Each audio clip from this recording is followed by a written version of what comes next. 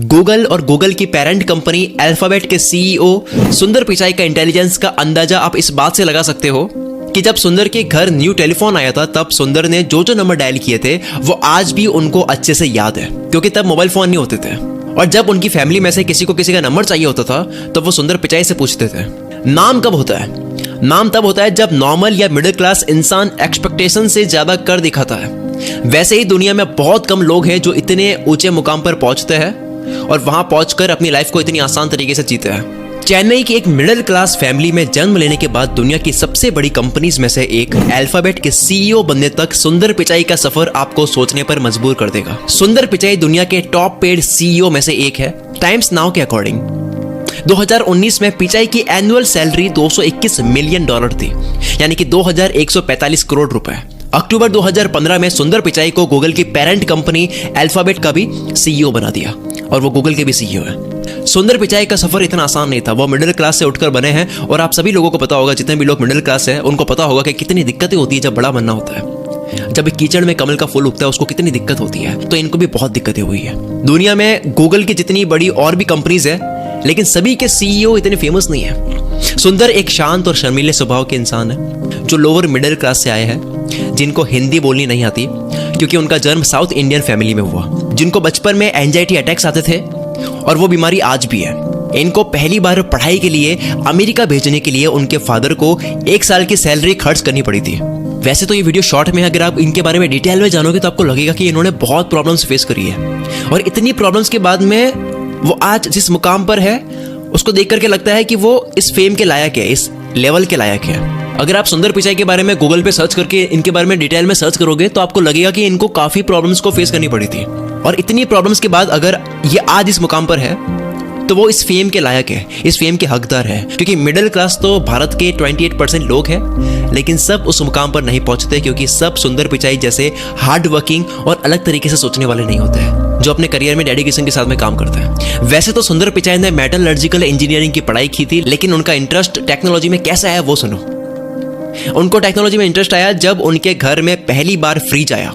Fridge आने के बाद में उन्होंने देखा कि उनकी मदर कुछ खाना बनाकर फ्रिज में स्टोर कर सकती है जिसे बिना खराब हुए बाद में खा सकते हैं और उनकी मदर फैमिली के साथ में ज्यादा टाइम भी स्पेंड कर सकती है। बस इसी छोटी सी चीज को देखकर उनकी सोच में बदलाव आया कि टेक्नोलॉजी से इंसान की लाइफ आसान कर सकता है। एक चीज को देखने के बाद में मैं यही तो बात बोलता हूँ हमेशा कि कोई एक चीज हमें जब लग जाती है उसके बाद में हमारा करियर चेंज हो जाता है और हर सक्सेसफुल इंसान के साथ में यही होता है।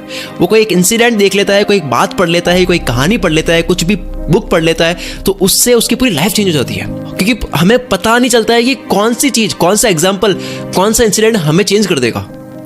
तो इसी तरह से उन्होंने केवल एक चीज देखी है, फ्रिज में खाना रखने से लाइफ आसान हो रही है। इसी आसान करने की वजह से उनके अंदर आया कि मुझे भी ऐसे लाइफ आसान करनी है, टेक्नोलॉजी के अंदर जाना है। 2004 में सुंदर पिचाई ने गूगल में as a product manager join किया था। गूगल ज्वाइनिंग से पहले Pichai management consultancy firm McKinsey and company में काम करते थे। 2006 में गूगल कैसे काम करता था? 2006 में google.com लिखना पड़ता था सर्च करने से पहले google.com पर जाना पड़ता था। अभी भी जा सकते हैं वैसे, बट अभी डिफॉल्ट सर्च इंजन बन चुका है। आपको google.com पर जाना नहीं होता है, ब्राउजर में पहले से होता है गूगल, आप सीधा वहीं से सर्च करो, सीधा गूगल में ही सर्च होगा। तो लोग काफी google.com लिख करके जा रहे थे।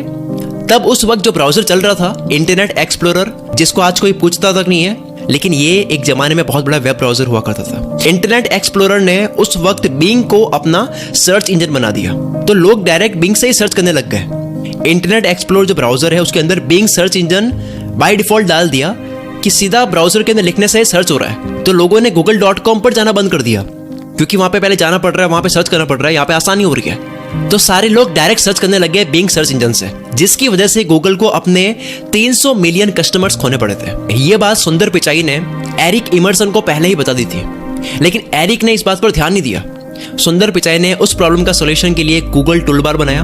गूगल के फाउंडर लैरी पेज ने सुंदर के इस विजन को पहचान लिया। उनको समझ आ गया कि ये बंदा अलग है और लैरी पेज ने वेब ब्राउजर बनाने का प्रोजेक्ट दिया जिसे आज हम गूगल क्रोम के नाम से जानते हैं। ये गूगल क्रोम बना है सुंदर पिचाई की वजह से। जिस क्रोम में कुछ भी लिख के सर्च करते हैं तो सीधा गूगल में सर्च होता है। और गूगल क्रोम के लॉन्च होने के बाद में गूगल ने अपने 80% कस्टमर्स फिर से खींच लिए और उसके बाद में मोबाइल में भी इतना फेमस हो गया क्रोम ब्राउजर। तो ये सुंदर पिचाई का ही आइडिया था और आज क्रोम ने मार्केट का 60% हिस्सा कवर किया हुआ है। जबकि इंटरनेट एक्सप्लोरर ने सिर्फ 16%। आज भी मुझे समझ नहीं आता, जब मैं SBI बैंक में जाता हूँ, वहां के एम्प्लॉइज को देखता हूँ, तो वो आज भी इंटरनेट एक्सप्लोरर को यूज कर रहा है। दुनिया की हर बड़ी कंपनी या ऑर्गेनाइजेशन में पॉलिटिक्स तो होती ही है, और स्टीव जॉब्स जैसे जीनियस भी उस पॉलिटिक्स से नहीं बच पाए।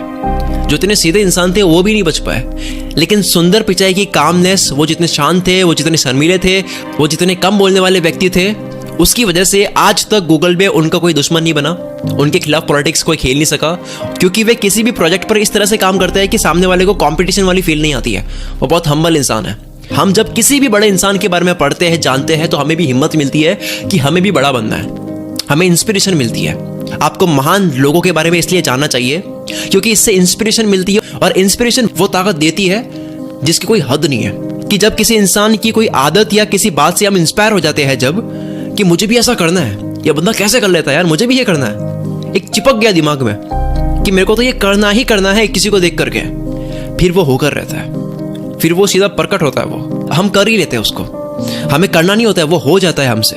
तो ऐसे ही अगर आपको 55 जिद्दी लोगों के बारे में पढ़ना है, जो जिद्दी थे, जिन्होंने कर ही दिया, वो तब तक इम्पॉसिबल था जब तक उन्होंने नहीं करा, उनके करने के बाद वो चीज़ पॉसिबल ही हो गई, सबके लिए पॉसिबल हो गई।